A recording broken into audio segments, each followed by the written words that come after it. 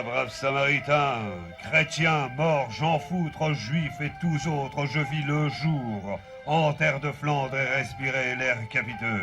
Qu'en reste-t-il? Entre l'Artois et les Bouches de l'Escaut, dans le Vestouc, il est des Flamands mélancoliques et même inconsolables. Car au-delà des champs de lin et de pommes de terre, des moulins et des houblonnières, ils voient s'enfuir l'esprit de leur terre. Pour eux, la terre de Flandre, c'est celle de Bruegel, et non ce bout de Nord-Pas-de-Calais signalé de l'autoroute par quelques pancartes. Leur culture, c'est dans le flamand qu'elle s'exprime.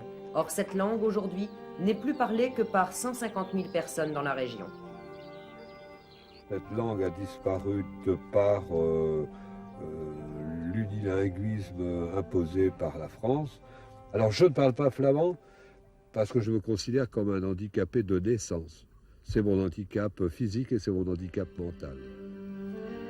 Pour exorciser ce handicap, Guylain Goubi compte depuis 25 ans la terre de ses racines, de ses ancêtres, la Flandre des songes et des sortilèges.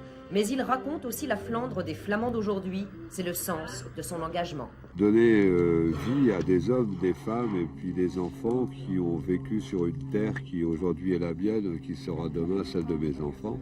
Pour reprendre un gros dicton indien, nous n'empruntons jamais la terre qu'à nos enfants.